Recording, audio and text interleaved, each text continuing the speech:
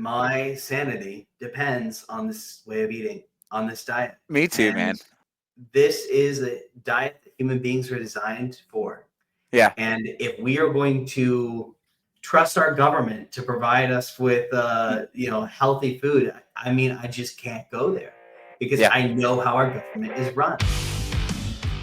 Hello, carnivores, and welcome to session number 93 of the #1 bodybuilding podcast in the United Kingdom. Phillip Meece was a combat medic who served in Afghanistan and returned with gut dysbiosis after his health was derailed by preservative-laden junk food and antibiotics. Upon his return to civilization, Phillip set himself to the task of making something better, the ideal food for travel, performance, and survival. So he thought of a pemmican, a high-fat, all-meat Native American food that he remembered learning about in grade school. Carnivores, which includes us humans, right, needed a way to take a high-fat, all-meat product on the go, something that wasn't just jerky, but something that actually could sustain us. So the Carnivore Bar was born. He launched a Kickstarter in 2019, and now he no longer has any of those former symptoms of PTSD, dysbiosis, asthma, anxiety, and he was kind enough to even send me a gift box of Carnivore Bars. So to say I'm a fan is a huge understatement. I got 3 wrappers in front of me and 1 whole one left, and so yeah, they're pretty bomb, man. So Mr. Meece, welcome to Carnivore Coach's Corner. Oh, thank you so much. Absolutely. Yeah, it's been a journey. For sure. Well, and first of all, just thank you officially for serving our country. Oh, absolutely. I'm happy I made it back. The United States, that is. Richard, my co-host, isn't with us on this one. Well, a lot of the Commonwealth countries, fought together. So I was part of ISAF, International Security Assistance Forces. So Australia, UK, Canada, we all there together. Wow, that's amazing. And the proper, a species-appropriate diet and a proper human diet kind of applies to all of us, right? So. Absolutely. It doesn't matter what flag you're under. It's something that is a human condition, and I think that it needs a human solution. Yeah. As soon as I saw you, the first thing that struck out to me about you was the shirt that you're wearing, man. Our audio listeners will have to use your imagination. If not, check out our YouTube channel. But eat beef, not bugs. That's hilarious, dude. So there's a YouTuber, the Shepherdess, Harmony Farms blog. Basically started raising animals regeneratively during the pandemic and has turned it into a whole fully fledged business. So it doesn't matter when you start. It doesn't matter how humbly you start. You can reclaim your health, reclaim the land, take it upon yourself, and you can make a difference. Yeah, 100%. If you don't, you might end up eating bugs. I love it. Okay, so I have the salted flavor in front of me, the honey salted, and the zesty garlic. All of them were bomb, and then the honey barbecue is the one that I haven't got to yet. The one that had that was honey salted has 7 grams of carbs, but the only ingredients in it are grass-finished beef, grass-finished tallow, raw honey, and Redmond real salt. So we have a grand total of 7 grams of carbs, and that's actually the most carbs I've had the entire year. Of because you and I are both on a strict lion diet right now, right? Is that what I'm understanding? Yeah, pretty much. I'm 0 carbs, so sometimes I'll veer away from just ruminant meat, but that's what I feel best on. It doesn't always. I am not like a super stud like a lot of you bodybuilders who are just like killing it. I'm doing this mostly for my survival, for my sanity, and for my health. I feel like carnivore is a lifeline for me. Well, looks are deceiving in this case because you definitely look like a bodybuilder. So, well, thanks. But even like so, this. Even when you go strict line, there's a difference between that and the carnivore diet because you have more trace carbs and like eggs and things, right? And so when you go to so when you cut that out, and certainly when you cut out dairy, there's a difference between the ketogenic diet, which is already a low carb diet, and then a carnivore diet, which is basically a zero carb diet, and then the lion diet, which is for sure a zero carb diet, unless unless you have like maybe a little bit of trace carbohydrates inside the muscle meat or like liver or something. That's pretty much it. Yeah, well, I mean, you kind of covered like my deal was dysbiosis. So I got hit with a 1-2 punch of MREs, just plastic like food filled full of preservatives, and then antibiotics to help prevent against malaria, because malaria is endemic in the region. Oh. So the 1-2 punch is like, I don't have a microbiome. I'm wiping it out daily with a pill of doxycycline. At the same time, this food is barely food. You know, it's vegetarian lasagna. Yeah. It's peanut butter that you squirt out and bread that's, you know, like a brick. It's pound bread. I mean, there's just things that were just totally not food. And my unit got sent to the end of the battle space to just get forgotten about. We were anti-tank unit, and there aren't any tanks in Afghanistan. So we were pretty useless. And so we got sent off to do little odd jobs. And it's, you know, it's no one's fault. I mean, we should have a unit that fights tanks, even when we fight an enemy that has no tanks. But it just meant that we were a tiny, like 60-person unit, just kind of lost. Yeah. And that just meant that we ate more than our fair share of MREs without rotating back to the main base, the FOB. And so you have a real dining hall with professional cooks who like go through heroic efforts to make as nutritious food as humanly possible. But you don't get that in your field ration. So when you go away from the base, that's where you're vulnerable. That's where you're eating, like, you know, archetypally, like the beans out of a can. You know, so the MRE is the modern interpretation of that. But it's pretty incompetent nutritionally. And so it's very well packaged, but it doesn't nourish you. And you're not supposed to be on it for long durations. So the combination that my unit was in kind of uniquely deteriorated our health. And if you're an adherent, as I was as the doc, as the medic, I was making sure that I was taking the doxycycline. And my sergeant wanted to make sure that I was seeing everyone actually take the doxycycline, which is just wiping out our guts. It made us feel nauseous, which was self-corrective. Most units and most soldiers took it 1 or 2 times and then stopped.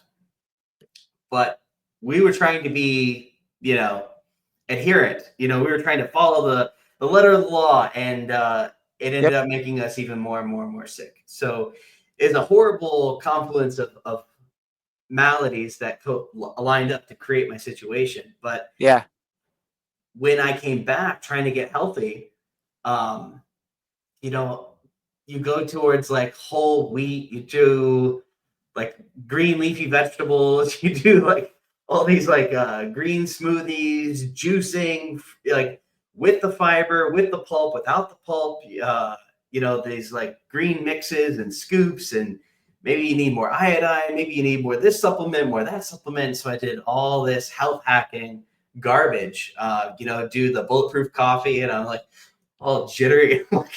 It's like, oh, keto feels good, but this feels... I went through the bulletproof coffee phase for about 2 months. Yeah.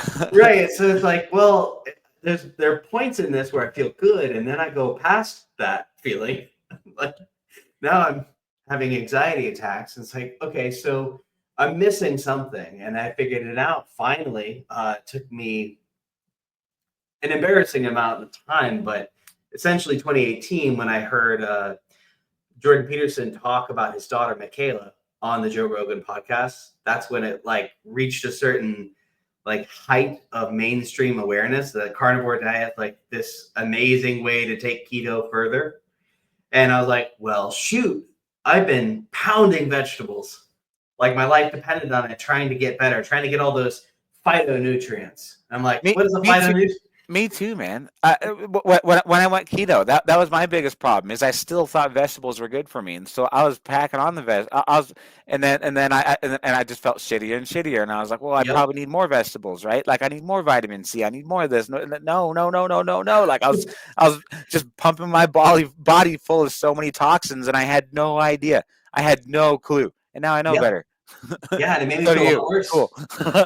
Yeah, and so I had weight that wouldn't come off. I couldn't Yep. digest my food. I was eating every piece of meat. I was eating grass-fed, grass-finished, but I was always eating meat on a sea of greens. I put it on I make a giant salad that's alkaline, and then I put a little strip of like lean meat on top of it. And you're based out of where? Sorry, where do you live? Missouri. Okay, so is this cultural, like, primarily, like, or is like do you just, or like did you just love having greens on your plate? Like for me it's just I felt like the meal was kind of incomplete, and like if I was hosting dinner, like I would feel rude for not having vegetables on there, but nobody really wants them. Everybody wants some meat, and now whenever we host family dinners, we have nothing but meat. And if you want a side of something, then like we have pork or we have like chicken or something. But like if you want vegetables, like no, sorry, nobody has, and nobody's ever butthurt about it. Yeah, well, that's the thing. I felt terrible. So I had dysphoria, PTSD. I don't think that was a good diagnosis. I think that what I had was anxiety induced from dysbiosis. So I wasn't digesting my amino acids. I wasn't digesting the protein. So because I was eating all this alkaline stuff, you need a lower pH. You need acids. You need salt in order to break down the meat that you're eating. So without having that in my diet, I wasn't absorbing any of the meat that I was eating. So Yeah, I was just inhibiting my own ability to absorb and break down these foods because your microbiome is supposed to help you with that. yeah. I, I don't know where I I don't know where deleted mine. I don't know where PTSD fits in the scheme of things here, but have you heard Richard Smith, Keto Pro, my co-host, talk about the Shikimate pathway? No, but I am familiar with the Shikimate pathway. Like it's very, very important. Yeah. Well, it's confusing to begin with because it doesn't exist inside the human body. It exists in the bacteria that are inside of you. So it's not part of the human body, but it's still inside of you. And so these bacteria play there's a pathway within the bacteria called the Shikimate pathway, and it can't metabolize tryptophan, polyalanine, and tyrosine. There we go. Sorry. And if you don't have these, then you don't have the ability to produce a lot of the chemicals that you need to combat things like depression and things like anxiety, and so it contributes to your overall health and well-being. And some people are really sensitive to plants that contains compounds that block the Shikimate pathway, fructose and glyphosate. Those are like the two main plant toxins that do. And a lot of these preservatives and a lot of the things that you and I are avoiding on the lion diet is filled with those toxins, and so no wonder you feel so much better. The strict you are, particularly when it comes to the ingredients that you've been mentioning. Yeah, it was like a cloud lifted. As soon as I found out that the thing that I was intentionally including in every meal was the thing holding me back, I was like, man, do I feel dumb. Yeah. But it was a huge relief because the depression and the dysphoria. So really just the displeasure. Like my main thought of the day was, I want to die. Like that's how I felt Jeez. 24/7. And so, that lends itself to drinking, that leads itself to not squaring yourself away, not working out, not doing the things that you love to do, kind of withdrawing from civilization. Yeah. And none of those are healthy. None of those are healthy, sustainable, good. They're pretty darn miserable. And so when you are not absorbing the amino acids you need to physically make the neurotransmitters for your brain to optimally function, it's like, no wonder you're depressed. No wonder you feel like shit. It's like you don't have the raw ingredients. Your neurons can't even fire. You don't have the neurotransmitters to even send proper messages or function correctly. Yeah. So without the species appropriate diet, like you're in a world of hurt. And so my very first thought after this is like, oh my God, my fucking brain works. I'm like, okay, how do I never be without this again? Right. So I started making pemmican. That's amazing. And see that I love the tail end of what you just said there too, because I think that's a great way to that's a great perspective to have when explaining to somebody why I'm not going to have just like one bite of these cookies, even though you baked them at home. Like, I'm sorry. Like, well, I brought them for your daughter's birthday party, whatever. Like, okay, but I it's hard to say this in a room full of people, but I just know myself well enough to know that if I have a bite of the cookie, or even to a lesser extent, if I have fruit now, I just know that it's going to take me away from how good I feel every day on the lion diet, and that small amount of mouth pleasure for that very, very short amount of time isn't worth how I'm going to feel the next couple hours. And I can tell I'm that in tune with my body right now. And I think any kind of hardcore athlete gets that in tune with their body at some point. My dad and I talk about this all the time, and he's like, you get in tune with every single part of your body when it comes close to competition. He's a marathon runner, ex-marathon runner. So yeah, similar. well, both metabolically very challenging. You know, it's all about the metabolism, like brain health and performance. You know, the Venn diagram is more overlap than it is underlap. You know, it's like metabolism is this huge thing. I mean, in the States here, the calamines and caseamines with good energy and the whole RFK movement are really like bringing that center stage. Their book, Good Energy, is all about metabolic illness, you know, and this goes into insulin resistance, you know, the fat, the visceral fat that is, you know, pushing out inflammatory cytokines and constantly causing broad spectrum inflammation, which is essentially like the cause of every chronic disease, insulin resistance. Yeah, hyperinsulinemia. I didn't know what hyperinsulinemia was, but basically insulin resistance, just too much blood in the sugar, or too much insulin in your bloodstream, and chronic inflammation. Daniel, Trevor, and I just talked about this on our last episode for like an hour. What you said just basically summarized that. I'm tracking with you. Or Ben Bikman and Why We Get Sick. He's fantastic. Yep. Tell you all about insulin. Or Sean, I think it's O'Mara, Dr. Sean O'Mara, talks about visceral fat. I mean, there are so many different specialists and doctors, and they're all like converging on this metabolic truth that like excess carbohydrate that makes you insulin resistant. Like if you can eat carbs and not become insulin resistant, I mean, maybe it's okay, but 9 times out of 10, most people can't. You eat carbs, pancreas secretes insulin, and then you can become more insulin resistant, and metabolic dysfunction occurs. And it's like, well, why would you want to do that? So you not only you're inducing misery, but like you're blunting whatever performance gains, or like you're blunting your future potential that you could achieve with your life. It's like, well, yeah, why would you do that? Yeah. The texture on these. How did you guys create the perfect texture? When people ask, like, that's like the first thing everybody asks, because I can see them on my Instagram stories and stuff. And so now everybody's like, well, what's it feel like? What's it feel like? What's it feel like? I've been describing it as kind of like a graham cracker, or like, or like those, basically like a graham cracker is the best way I can describe it. So, how did you get it crunchy? It doesn't taste like just like overly glorified beef jerky. Well, so it's really about like the mental health has to be high fat. You know, in order to have good gut health, have good mental health, you have to have high fat, you have to have high energy. So jerky, if you eat too lean, if someone just serves you sirloin, like everyone knows that feeling as a carnivore, especially a strict carnivore, of that fat hunger where you're just like, I don't have something that I need.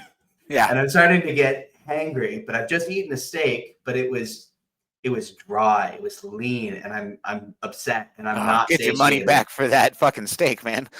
Yeah, and it's like I just feel like I just ate shoe leather. Like, what is going on? I know it's good quality beef, but like something's not right. I need a stick of butter slathered on the top. I need, some kind of something to get that fat if it's too lean. And so pemmican is this Native American tradition, but it is very humble. So they would have taken like a stone bowl, a mortar and pestle, and they would have pulverized, ground every single morsel of dried protein into dust.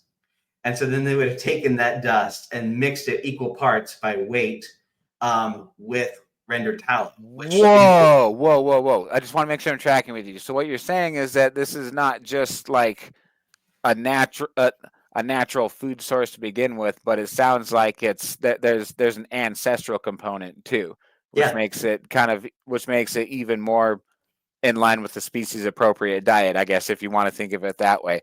That's cool. And I'm really glad that you just explained that, because I felt too dumb to ask you this question. No, but I didn't know what the word pemmican meant. It's just like I don't hear people. I don't hear this term. So that's what pemmican means then. Yeah, it's a Native American tradition that wow, we know because they sold it to us 300 years ago as European traders.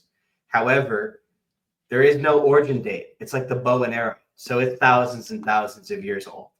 So it's a way of preserving meat without preservatives. But it takes a ton of work. It takes hours and hours and hours and hours of labor to do it right without adding anything. And without adding anything is the key if you're suffering from dysbiosis and you don't know what's making you sick. I'm not just going to sprinkle modern day chemicals all over everything and like, call it good. It's like, no, I'm sorry, but we can't do that. We're going to do it the long, hard, arduous way and make sure that nothing but meat is in it. And so that's what I do. So I recreated their ancestral tradition. So we get our beef absolutely dry. So we break it down. And when you dry it and you basically get all the moisture out of it, then you get all the collagen and all the sinew and the connective tissue out of the tallow, out of basically the suet. There's a suet and back fat. So you don't want to use 100% suet. You don't want to use 100% muscle meat because it will be too soft. Okay. You can't just take the drippings from a brisket, for instance, and then turn it into high quality pemmican. Could you define suet real quick? What is the kidney fat? Sorry. Yeah, just another word you don't hear on the street very often around here. That might happen more often in this conversation, but the suet is the kidney fat on the adrenals of the animal. So it has more vitamins and not minerals per se. It's mostly those fat soluble vitamins. It's more locked away in more saturated fat. So when you break apart like animal fat, you'll get a bouquet of different fatty acids. Yeah. Depending on what the animal ate and what it was finished with, you're going to have different percentages of palmitic acid, stearic acid, monounsaturated fats, omega-3s are going to be present or not. If it was grass finished, 100%, there's a lot of bullshit with people lying about grass-fed. It's like grass-fed doesn't mean anything legally. So grass-fed, pasture-raised is just nonsense. It's 100% grass-fed and finished. That means that it only ate grass. If it's all cows that aren't corpses ate grass, it's that finishing that changes the marbling and fatty acids. So my parents live 20 minutes away, and we feed our cows grass, right? And so like my family does, and so. But that doesn't mean any. But but by the time it gets to McDonald's or wherever, unfortunately, it's sad truth and just something that we kind of battle in the meat industry. But who knows what it gets pumped with between here and there. But we just raise it as ethically as we can. So that's what's in our control. But yeah, so sorry, just one thing before we get too far away from the suet. that's popular. Like I've been getting some requests for that in diet plans. But yeah, like Well, now I kind of have a better idea of what it is, and it's something apparently you can get it at health stores. So well, it's it's way just more saturated. So I know you and I are both friends with Robert yeah. with Keto Brick. So one of the advantages of using cacao, obviously cacao is having a real problem lately, but Yeah.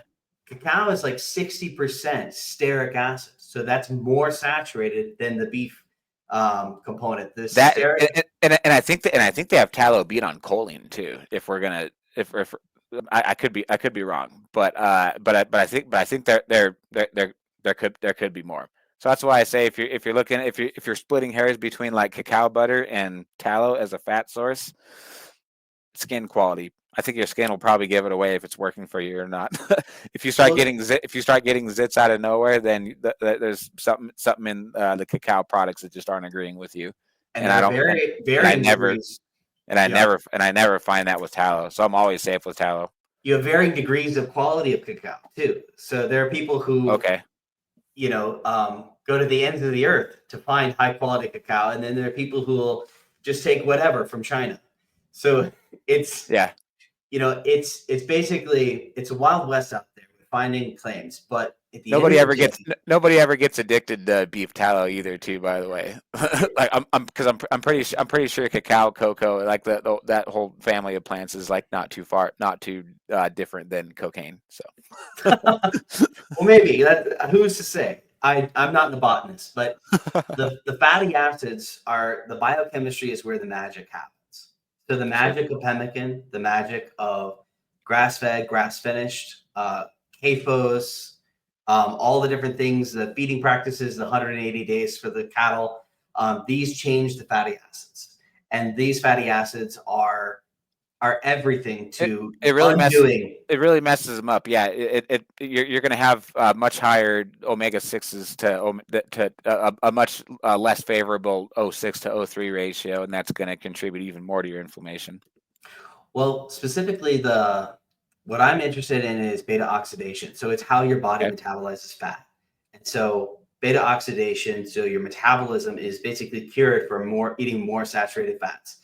You're going to have reactive oxygen species that make your fat cells stop getting fatter, which is very, very important if you want to undo visceral fat and undo insulin resistance.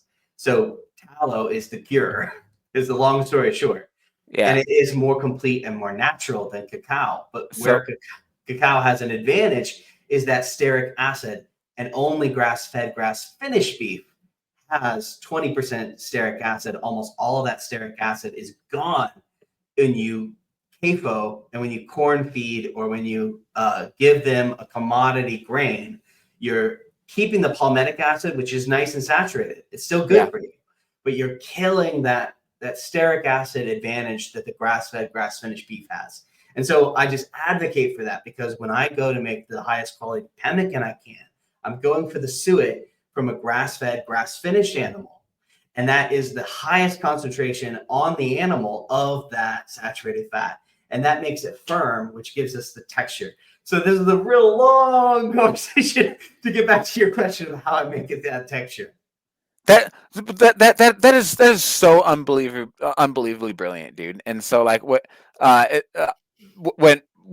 you look at like the cost of it's like to be honest, like people are like, I don't know, it's like a little bit more than what I would pay for, than a candy bar or whatever. I'm like, okay, well, after everything that you just described, I don't know how it's even possible to make in the first place, let alone for like something that's actually reasonable to buy. It's a labor of love. I did not do this to make money. I Like did you've not thought do of this. everything. I didn't do this as a business. I said, no shit, Yeah. your life, my sanity could be on the line here. What do I want? What do I want to, rely on? And I chose the best possible ingredients I could. I chose the best possible way of assembling it all. And I didn't skip any corners. So I didn't cut any corners. I just didn't spare any expense. I said, if my life or the people I love's lives are going to be in jeopardy, I want a lifeline that is the best of the best. And then from there, like, we can explore. Sure, I have some that have a little bit of honey in it for people who are animal based. Oh But my and I God, have how dare you? but I have some with zesty garlic, like, and honey barbecue. But what I used was the pluck seasoning. The pluck seasoning has nose to tail. So say garlic doesn't bother you. It bothers me, unfortunately. I can't eat garlic. So, but some people it doesn't bother as That much. sucks, man. Whenever I do go for a spice, that's kind of the one that I go for. The sulfur compounds, they mess with me. So Yeah. I get a headache if I eat garlic. It's Wow. organic, super clean garlic. It's actually the plant itself. It doesn't suit me, but it covers the flavor of the organ blend that James, who's a great chef, he made this organ blend to get more animal foods into people's diets, but he knew that they didn't like the taste. So there's lots of different companies doing pills, so you can get the micronutrients that you might need, the minerals, the copper, some of the other ones that aren't in muscle meat that you can get in the organs, the offal, but you don't want to eat the offal because of how they taste. So the pills are a way to get over that hurdle. James with pluck did an alternate, strategy. He added a little spice to cover the taste of it. It's garlic and onion and a couple other different spices. I don't know. The guy is brilliant. So I just took something that was already brilliant and added it to my pemmican for people who wanted more nose to tail.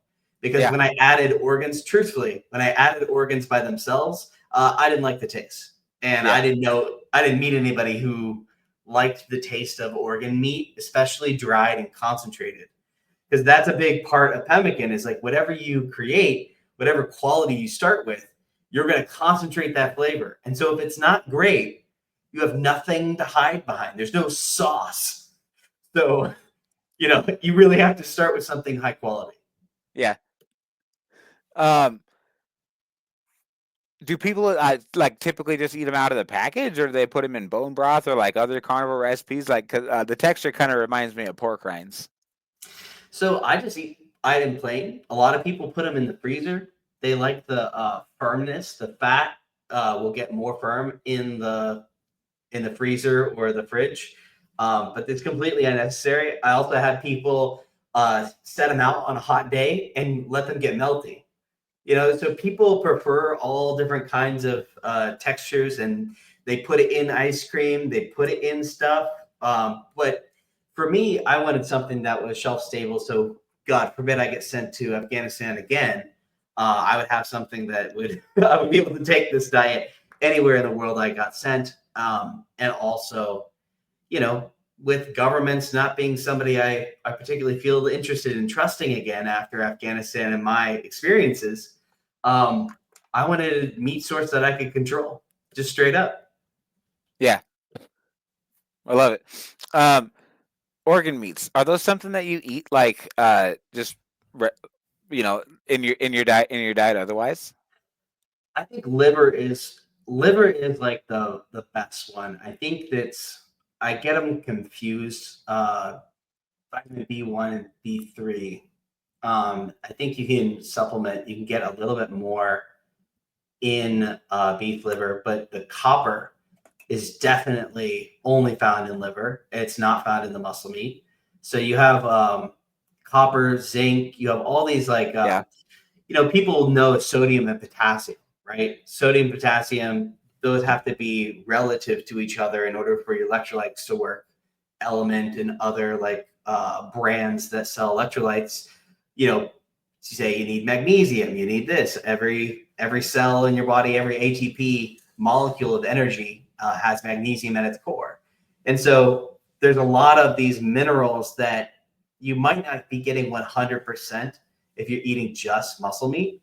And so I guess if you feel like it, do you maybe think or have it believe once or twice a year.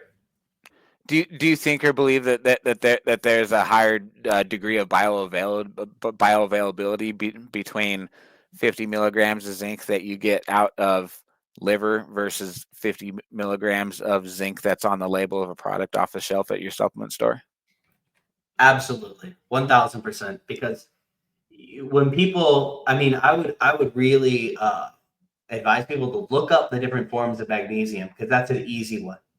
So magnesium, there are like at least 13 different forms, 7 that are common. And it's like each one has a different bioavailability, has a different uptake, has a different conversion rate to bioavailable forms. Like anytime you are sounds like B vitamins. If you get B vitamins from plants, they don't even work. I don't know how to explain it, but Richard knows how to explain it. Well, B vitamins, the one that's really critical is obviously B12. Like you absolutely cannot get B12 any other way by eating an animal. And you want the methylfolate. So you want it's 5 tetra something methylfolate. It's a mouthful to say the whole name. That's better than I can do. Yeah. That's in meat. It's just in meat. If you eat meat, you're good. But if you don't, then you have cyanocobalamin, you have folic acid, like B6, different things that actually compete with the same receptors. And so it actually makes it harder to absorb the actual vitamins that you are absorbing, because you're taking these synthetic, basically mineral forms that are blocking receptors, not bioavailable, but also inhibit your absorption. So it's just like, there's a really famous one that people can look up, is why eating corn, niacinamide, you nicotinize corn. If you basically do this, you have to mix it with chemicals to make tortillas. It's just the natural ancestral way to do it. However, if you eat tortillas, you won't die. If you eat corn, you will, because you have absolutely no bioavailable, like I think it's B3. Mm-hmm. And so you get into the weeds of some of these like lesser bioavailable forms of plant forms of vitamins, and you realize how critical animal nutrition is. I think the disease, if you have a deficiency, is called pellagra. So it's an ancient disease that we basically don't see anymore, because everyone eats a little bit of meat. And it's like, but modern people are missing that the meat, no matter how small a portion on your plate, is doing the majority of the work, no matter what else you put on that plate. And that's the crazy part. Right. I love just like your overall approach to how you include organ meats in your diet, as to how you're highlighting all the benefits of it, but you're not making it sound like it's 100% necessary, like you have to have them. Because let's just take a step back and be realistic. If you're like the reason that Dr. Anthony Chafee says if you like him, go ahead and put him in. Great. We just had him on a couple weeks ago, but it's like he never goes out of his way to eat him because he doesn't like them. And I went through a phase where I was kind of like trying to eat every organ on the planet, and I was like, oh, like the last deer that I shot, actually, I ate the brains raw on the spot when I was 40 hours fasted right after I killed it. I was like, thanks. I was like, whenever am I going to have a chance to do this? All my relatives think I'm crazy for it, but I was like, I'm never going to have a chance to do this again. That's amazing. Thanks. Dude, I felt like my body was glowing for the next 4 hours, because like it's because I looked up all the ingredients, or I looked at the nutritional facts of like raw brain right after that, right? And so it's like one of the best sources of omega-3s that you can get. So no wonder I felt so good. But like obviously I was just kind of like absorbing the fact that I actually fucking did that too. And there's only so much we can measure. We get into the weeds with these vitamins. It's like when the answer is just eat meat and you're good. It's kind of like when you look at how you can, torture corn to get the vitamins out of it, or torture this cassava to make it not poisonous, or torture this other ferment, this nut, and then it's like 30% less toxic than it was before. It would kill you dead, like a kidney bean. It's like, I mean, we were going to all this effort, and it's like, well, these are just the vitamins we know of. There are things, there are compounds that we don't understand in our food that are just way, way, way above us and way more ephemeral. Like they're constantly degrading. And so like, you have an experience, a primal experience there with the deer. It's like you're getting nutrients, you having an experience. It's like, what are the vitamins in that? It's like, well, here are the ones we found. but then there's all these rest of these bioorganic Oh, I didn't compounds. even It's think like, of that, but yeah, you're totally right. yeah, it's like if you have this visceral experience, it's like we are horribly arrogant thinking that we can measure and capture everything. It's like we just found out about these vitamins. We don't know what the RDAs are supposed to be. We barely know what forms they're supposed to be in. It's like, who's to say that's comprehensive in the least? It's very, very unlikely to be comprehensive of everything we need. I love it. It didn't taste bad either. Like, it actually tasted pretty good. Liver, I'm just going to be honest, man. I can't do liver unless it's calf liver, specifically calf liver. I think beef liver tastes gross. I think that sheep liver tastes gross. I think that deer liver tastes gross. I think that calf liver, fucking bomb if you get it, if it's really, really fresh. But if you're going to cook it, either sear it or eat it raw, but don't overcook it though. When people like, anytime I've ever had cooked liver, it's gross, and like no wonder everybody hates it and just gets turned off to organ meats in general. But so far this year, I've had tongue. Oh my god, dude! I've had tongue a couple times. It's like, yeah, man. It's like it's like pulled pork, and if you just tell all your friends that it's pulled pork, they'll say, "Hey, man, that's the best pulled pork that I've ever had." And you just say you're welcome. That's all you have to say. But kidney too for Christmas. My brother got me kidney, like, as a joke. Like, but I swear to God, he got me kidney, and it was like little portobello mushrooms, man. It was so damn good. I've never had kidney before. I never went out of my way to find it. But yeah, that and heart, and especially the fat that's around like the edges of the heart. So what about you, man? Like, what are some of your like favorite, or like, if we're just gonna put nutrition aside, if you're gonna eat an organ because of what tastes the best to you?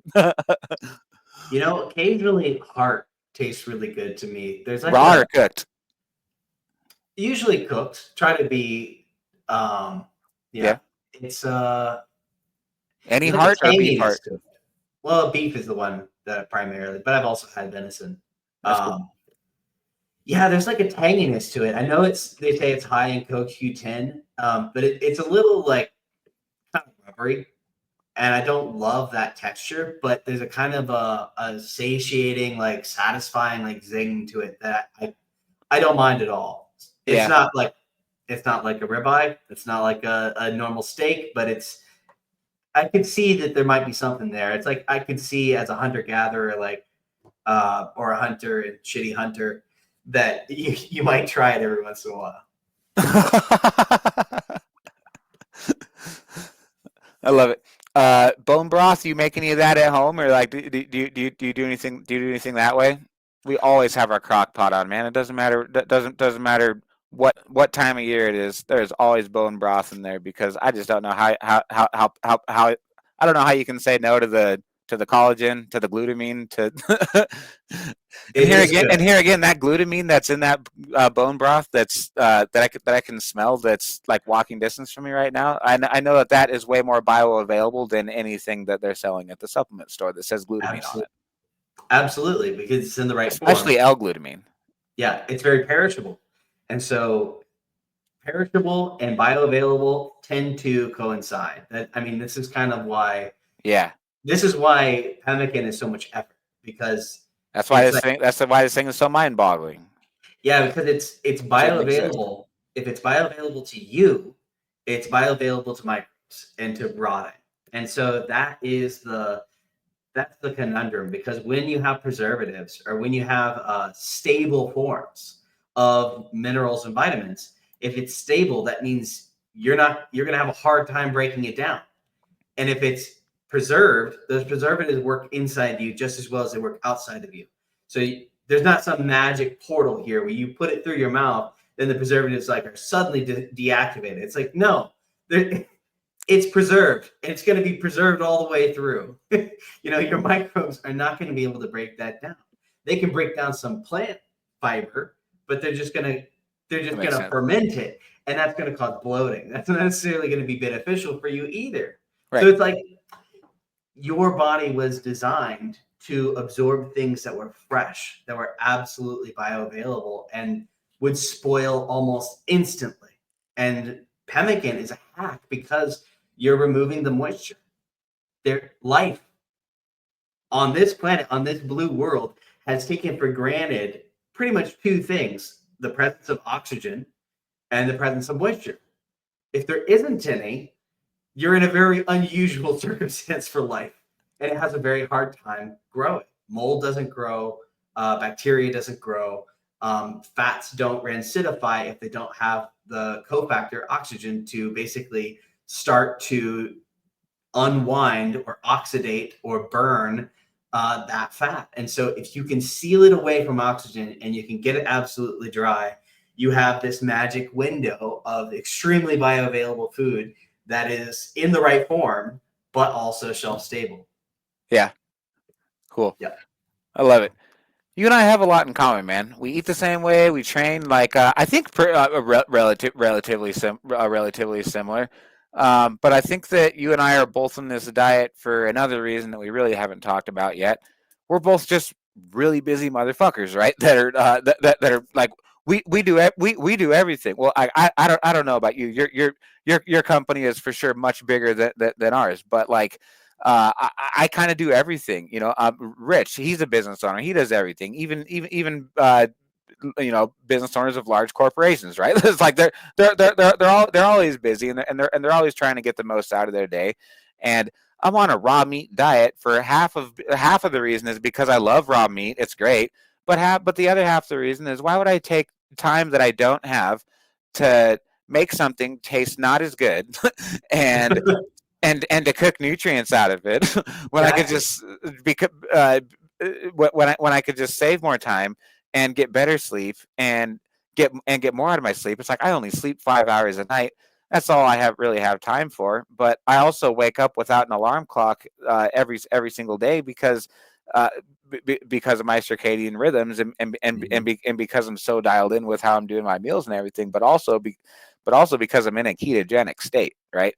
Yeah. And so like, and I'm playing music a lot and I'm recording podcasts and I'm basically like, kind of putting on a therapist hat a lot in you know, in a lot of situations to spend it, especially depending on, you know, where somebody's at concerning their relationship with food.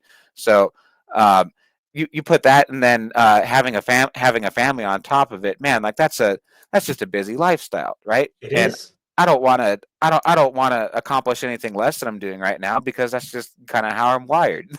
And I get that same impression from you, and I get that same impression from Rich and a lot of other people that come to this way of eating because it makes me better at everything that I do, man.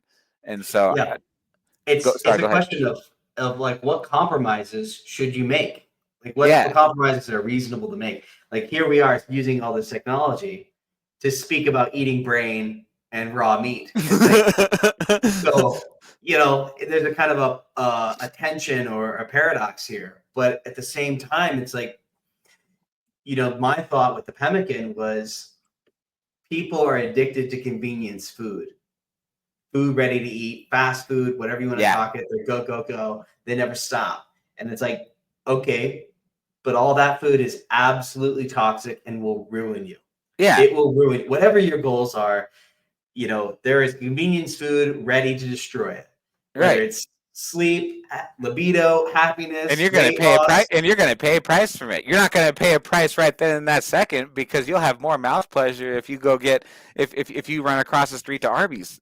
but if you have a carnivore bar, that simple decision repeated over time, you're not going to be the one that's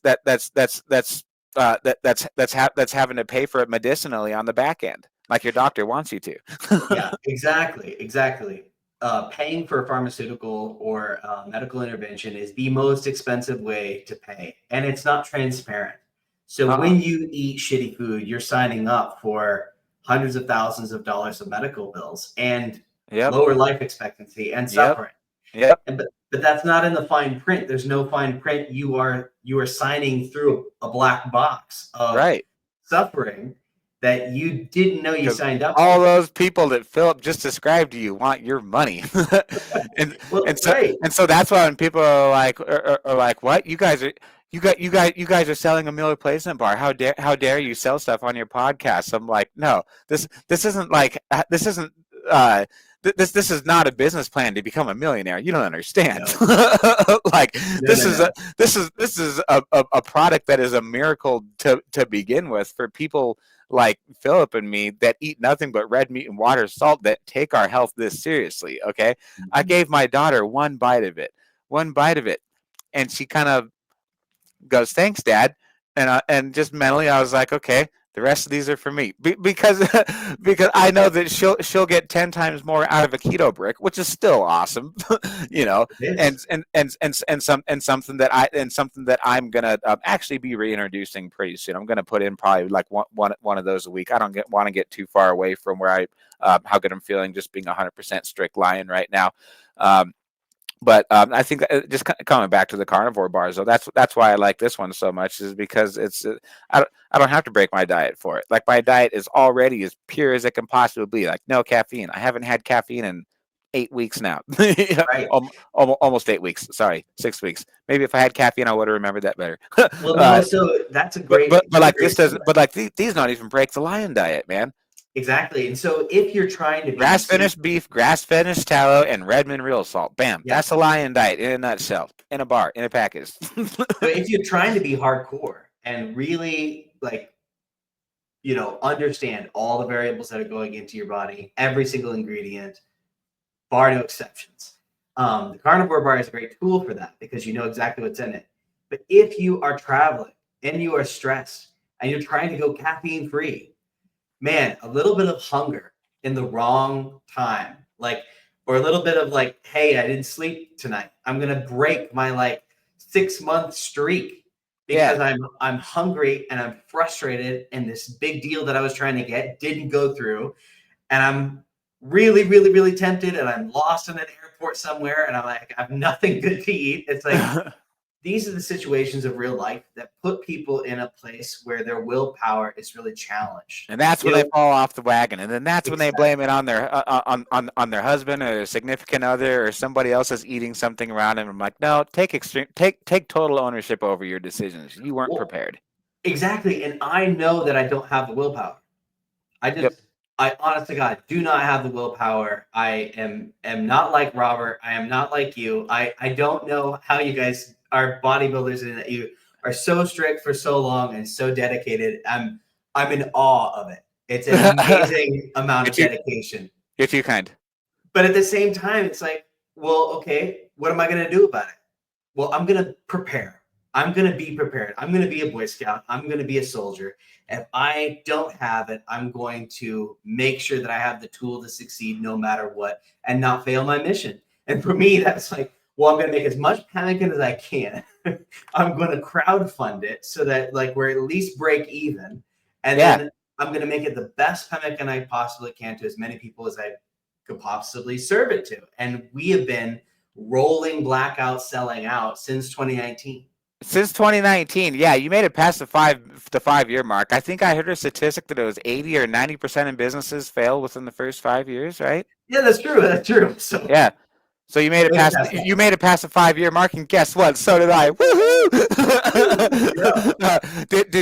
Did you ever have days like, especially in those first couple years, man, where you were like, "Fuck, there's no way this is gonna work. What did I get myself into? I'm crazy. I need to quit. No way, not a chance."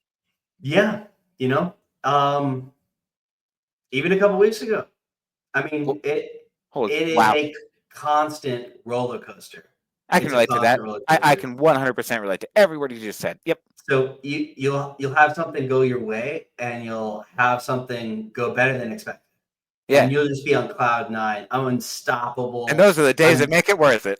Yeah, I'm a business machine. I'm a guru. Like, I know all the right shit. I sell all the right things.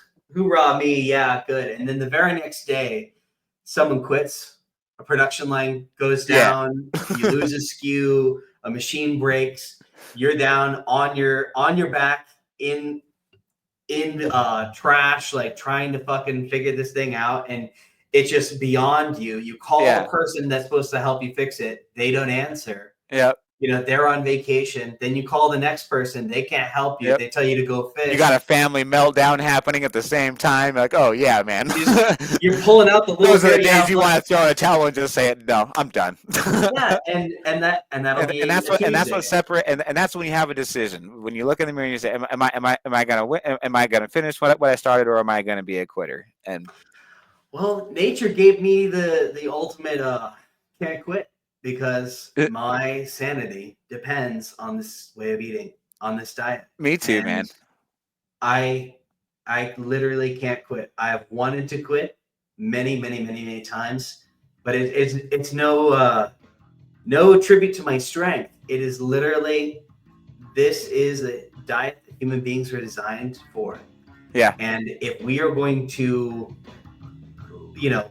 trust our government to provide us with, healthy food, I just can't go there, because I know how our government is run.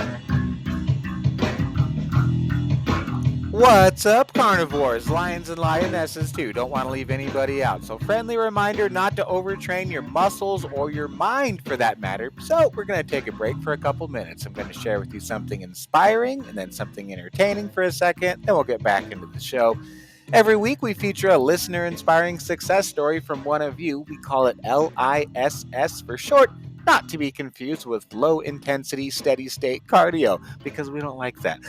Neither do lions. Notice, you'll never see your lion or your cat, You'll never see your pet cat or a lion, for that matter, doing low-intensity, steady-state cardio. This week's listener-inspiring success story is from a very cool gentleman named Andy the Scotsman from Scotland. You'll definitely be able to pick that up.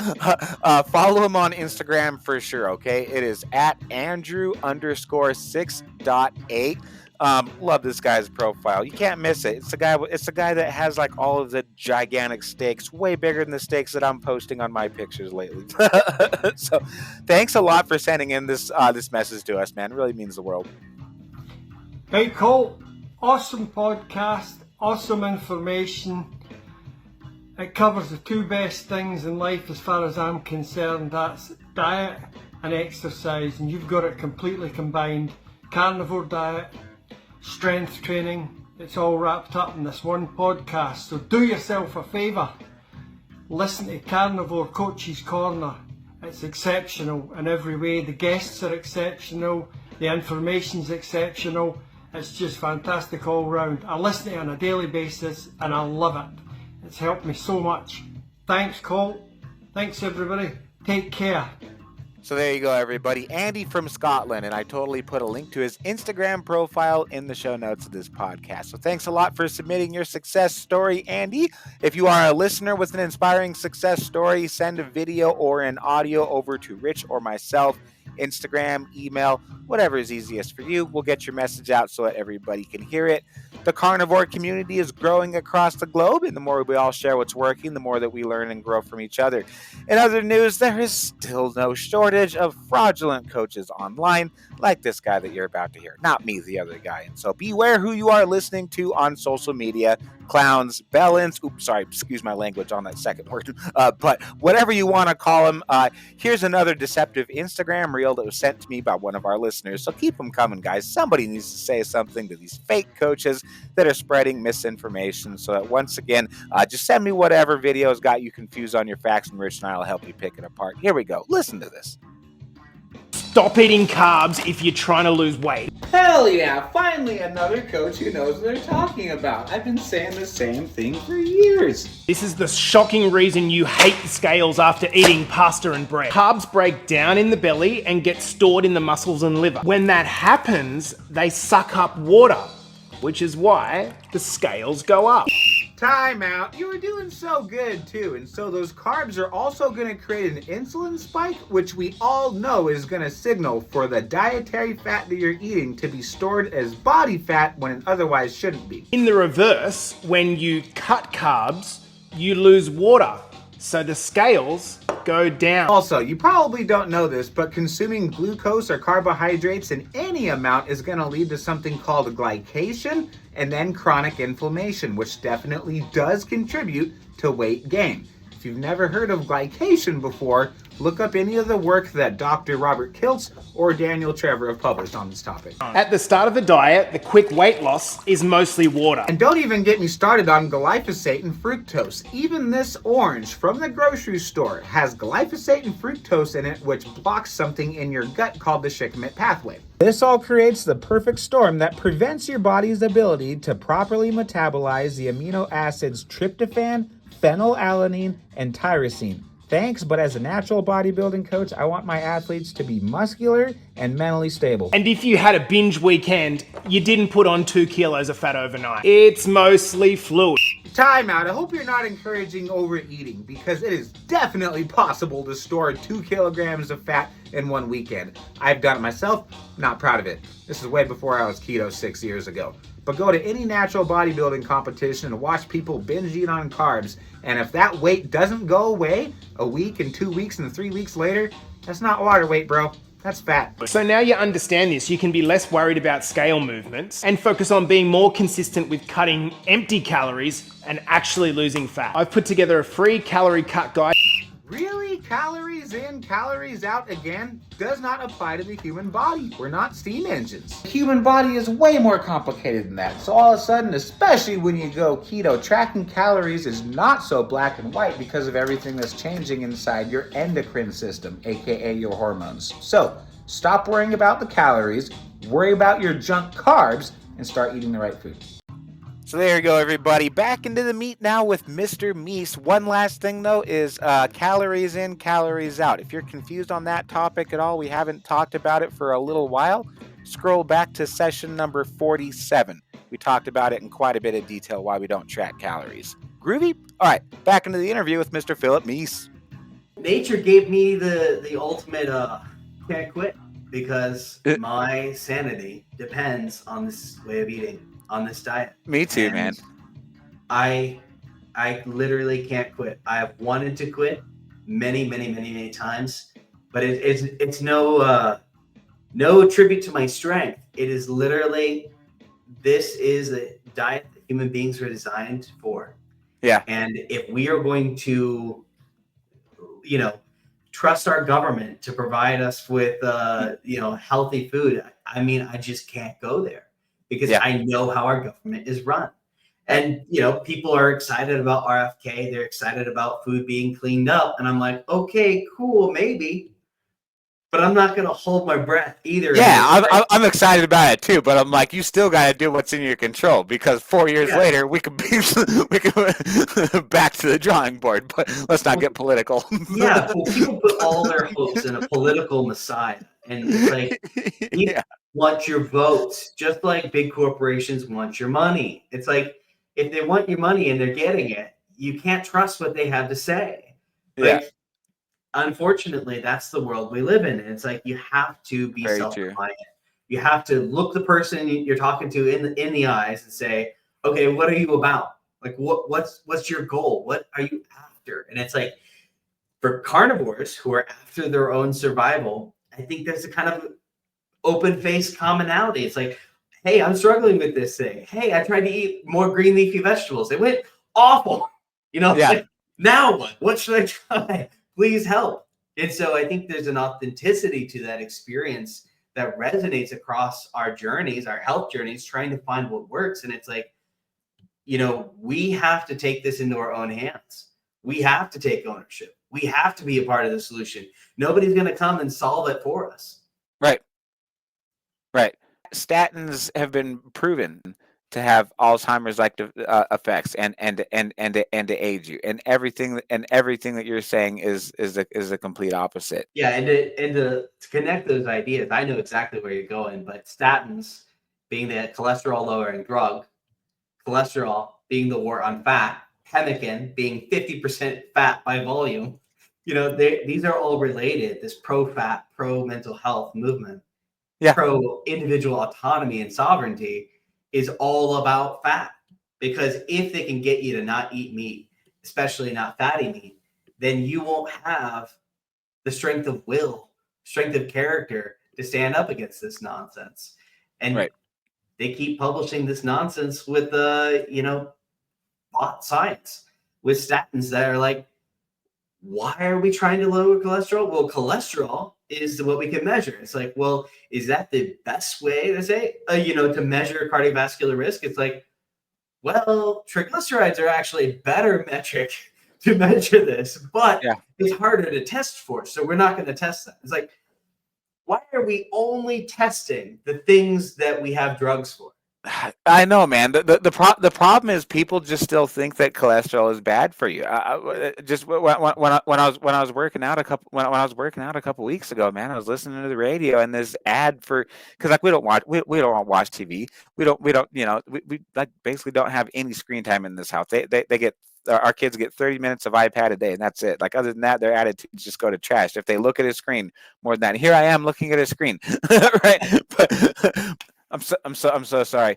I actually just heard her too, and so that's why I was like semi-distracted for a second. But where I was going with that story, working out earlier, and well, just hearing what you and I were talking about on the radio too, is they use this term called healthy cholesterol levels, and so that's just assuming that the general public thinks that there's a such thing as a healthy and an unhealthy cholesterol level, but who are you to determine what that is? Nobody knows what that is. You think you do? No, nobody does. Well, it's context dependent. We know. Yeah, I mean, we know that it varies from person to person, but even then, we just know inherently what you and I both know how much our bodies need cholesterol, and wherever my number is, I kind of want it a little bit higher because I know that it's steroids for natural bodybuilders, man. That's exactly what it is. If you want to if you want to think about it that way, it's a precursor for sure. It's a precursor to everything. Yeah, and it's also like physically the structure of your cells. Like fat is phospholipid bilayer. It's the myelin sheaths of your nerves. It's so much more. It's an endless list. Your brain is 25% cholesterol by dry weight. Yeah, it's like it's pure cholesterol. So, it's just crazy that there's this. So you have to have a good reason to think that it contributes to heart disease in any way, shape, or form, and it just doesn't. Well, Heart disease, you got to look at the plaque that's on your arteries. That's what causes. Well, That's what actually causes the heart attack, right? But Well, that plaque doesn't get there. That plaque doesn't get there just from eating cholesterol. The cholesterol only sticks to it if you're eating carbohydrates with that cholesterol. Yeah, but smoking like a pack of cigarettes a day. But it could be guaranteed heart disease. But if it did all the other things, most people would still take that. Yeah, that'd be a good trade, even if it did cause heart disease, because it's your whole body. It's your hormonal function. It's your neural health. It's your mental health. It's your quality of life. It's your libido. Sure. It's like, what are you doing that you want to live without those? Yeah. It's like, I mean, it doesn't. And then you have all of society, man. Not just your doctor, but everybody, all of society is saying that you need to stop eating that, to stop eating the one thing that your body actually needs. Dr. Kiltz has a theory. I don't know 100% for sure if I agree with this, but like it makes sense. He won't even say 100% sure on this, but he thinks that that protein might not even be essential, that you could probably live on just fat alone without protein. When you get into deep levels, he's talking about like when you get into deep levels of fasting, how your body will get everything that it needs out of just adipose and just fatty tissue. I think here again, I think that's pretty extreme. But what I'm saying is, you can recycle amino acids, you can recycle collagen, but at the end of the day, if you're ever going to gain even an ounce of strength, you're gonna need fresh amino acids. Yeah. So, the point that he's making is there's not a single person on planet Earth that really needs to worry about meeting their protein requirements. If you're getting your dietary fats from animal sources, you're fine. There's no way you'll get your protein by accident. I'd have to disagree. I mean, I think you should have both, but I think protein specific, especially in malnutrition, is one of the because here again, this is all hypothetical, and he's not advocating a low protein diet by any means. what I'm trying to Yeah, agree he's with you trying to on do like a, is how insanely essential fats are, to the point to where it's by far the most important macronutrient that we need, by far more important than protein, probably, because if you get fat, you're gonna get your protein by accident. And I here would say again, they're equal. That I okay, mean, that's why I made my pemmican both. for sure. It's when you're talking malnutrition, specifically like stunted growth in children. So if you go to India where they're feeding kids carbs and nothing but carbs, like you'll see growth plate malformed, like legs and arms not well formed, heads malformed. Obviously, the one that we see even in Western countries is the sunken jaw. So the jaw doesn't form, the palate doesn't form. Like all of these are. You were showing me the sunken jaw. I was like, "Are you lagging?" Or okay, good. No, I'm just kidding. No. So Yeah. It'll affect your nasal pharynx, your oral pharynx, your breathing. Like you are physically made out of protein. So you have to have it for repair, just to upkeep your body. But I agree that fat is probably underweighted. And if he's doing a thought experiment to just kind of emphasize that, totally with it. And we're probably taking it a little out of context. But long story short, fat is absolutely critical and essential. 100% agree. I just think that protein is also really, really, really essential. You're physically made out of it. Your neurotransmitters, the ones I wasn't absorbing, all protein. So if you aren't absorbing your protein, you're not getting it from your food sources, and you aren't able to conserve it. Like you could be in a real bind. Like if you're interfering with your ability to absorb new protein, and you can't recycle your protein, and you're inflamed, and you're drinking alcohol, and you're doing you're addicted to carbs, and you're eating green leafy vegetables like I was, you are going down and down and down and down and down because you're not getting enough protein to maintain. But that being said, with all of those things, I think there's optimal levels of cholesterol. I think there's optimal levels of amino acids. I think there's optimal levels of all these things. I just don't think that we as a species are mature enough to take the science seriously. It's like we have taken cholesterol just as a good marker. It's like 200 to 300 total cholesterol used to be average in the 1920s. When there was hardly any heart disease at all. And now that's considered very high. That's considered extremely high, like raise the alarm bell.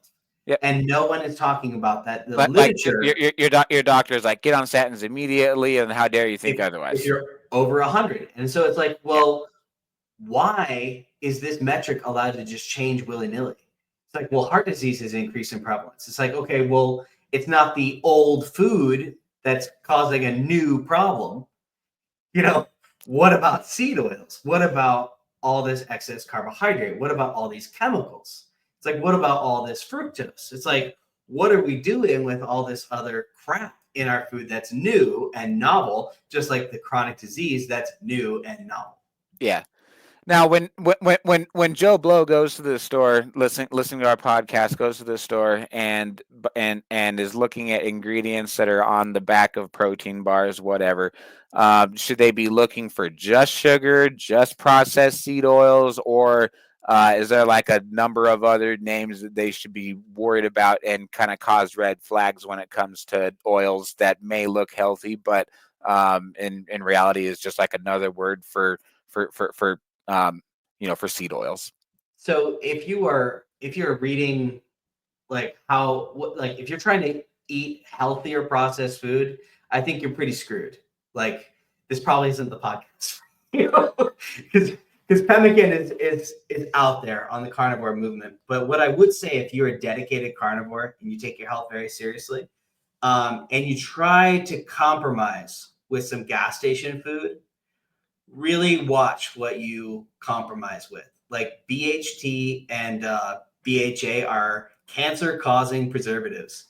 So, for example, if you're keto and you find something called a cheese witch, it has BHT and BHA. It has these cancer-causing, dehydrating preservatives in like processed salami and pepper jack, and then another pepper jack cheese. So it's a sandwich with no carbs. Right. Which you can see, like, okay, yeah, I'm starving. I didn't plan ahead. Like, I'll just cheat with this, like, sort of kind of carnivore, sort of kind of keto thing. But the problem is those preservatives. They are everywhere. Yeah. And so if you're going to be a carnivore looking, if you're eating processed food, I mean, I don't know what to tell you. It's like, watch more Coach Cole. Maybe you need to sign up for a session. Yeah, I appreciate that. Yeah, I mean, well, that was kind of a rhetorical question, because I just can't think of anything at the store. You know, like anything. Just not even close that comes to that comes to keto bricks and carnivore bars in terms of in terms of preservatives that are in the food. And so that's why we've pretty much taken everything off of our website, and we're otherwise we're focusing on these. And I just it's just great to be able to eat something that's a snack, but at the same time doesn't sacrifice my integrity as a coach. You know, it's hard for me to sell. Yep. It's hard for me to feel good about selling protein powder off my website, which is on my website. But I know that that my friend that bought it is he's a bodybuilder with his own goals. He's never gonna do the carnivore diet or put that much thought into it. And he's buying protein powder because he wants to support the show. And so I'm like, great. I'd rather be the one that makes that sale and helps you make a better decision at the end of the day. But I think if you want everything going for you, this is the cream of the crop, man. Well, yeah, but I mean, to say your own point, it's like to each their own. I think that we make a mistake in making this a religion. I think that if you're getting everything you want out of life, amen. I'm just kidding. well, God bless you. If you're getting everything you want out of life, great. Yeah, I'm happy for you. I don't even care if you're vegan. I don't care. It's like, if you are happy and flourishing, great. You know, what did you do to get there? Share your story. You know, please be honest. Yep. You know, that's really the only metric, is like, please be honest about your experience, and please be honest about your revelations. Like, if you try a thing, it doesn't work out for you, tell us your story. You know, report back to the tribe. Like, how'd it go? Yeah. And like, maybe we could glean some small bit of learning from your experience and your suffering, and we could spare someone else suffering. Like, that's the dream of this, like, community. It's like, what's working for you? Like, what's working for this? Some people want nose to tail. Some people want more animal based. Like, eating just lion diet's too harsh for them. They wanted a little bit of honey. So I make different versions of the carnivore bar that I don't eat. Yeah. Because for me, zero carb is where I feel the best. So it's to each their own. I think that we can be an inclusive community in different philosophies of like what's working for you. But at the end of the day, I think honesty's got to be the crutch, don't you? Yeah. 100%. On that note, I just want to say thanks again. And where can our listeners go to get carnivore bars? So we're the Carnivore Bar on Instagram. Our website is carnivorebar.com. You know, we're most active on Instagram, but we also have a Twitter. We also have a Facebook. So just hit us up anywhere that you are active. Groovy. Well, good stuff. And guys, yeah, there's links in the show notes. Code COLT10, it'll save you 10% off. I think that we squared away everything on the over email earlier this week on that. And so once again, thank you for all your help and for your time there and for helping us get set up to represent you. Like I said, it's completely an honor, and I'm excited to continue working together moving forward. Well, thank you so much for being an affiliate. Affiliates are the lifeblood of our community. We started as a Kickstarter. We are not trying to get rich. We're trying to support the affiliates who go to the hard work to spread their message. And so in keeping with that, your code will stack with a subscription discount. So you'll get 20% off if they subscribe with your code, and you will get recurring revenue, and the customer will get recurring benefit indefinite. Hell yeah. Win, win, win. The last podcast was the unholy trinity. That was the holy trinity of the carnivore diet you just heard. Thanks a lot, Philip. God bless you. Thank you. You have a great weekend, my brother, and we'll talk soon. too. Bye. And on that note for this week, we're going to call it a wrap, everybody. I know, a cheese wrap or an egg wrap, of course, not a flour tortilla, especially after listening to that conversation. So thanks a lot for listening, and make sure to let us know what you thought of the podcast, whether it's a good review, a bad review. I don't think we've had one of those. We've had a couple that are like, oh, you guys got a little off point on that one. But other than that, everything's just been lots of love. And so if there's any ways that we can improve the show, please let us know. Please let me know. Let me know how my bass playing was in the middle of the podcast, all right? I got this really cool wah pedal for Christmas, and I've been loving it. Some people say that I use it too much and that it's better without any distortion, whatever. So just let us know what you think of the show overall. Thanks again, Andy, for that. Okay, earlier, that is. Shoot Rich or myself an email. That is admin@supersetyourlife or rich@theketopro.com. You can get a hold of us there. On Instagram, I'm @ColtMilton, and then my co-host is @RichardAnthonySmith. Rich and I both offer private one-on-one consultations and monthly coaching services for those that are serious about getting some real results. So just hit us up if that's you. Share this with a friend if you found it helpful, and we'll catch you next week on session number 94. Until then, say this with us: eat like a lion, live like a lion. Love you guys. God bless, and have a good week until then.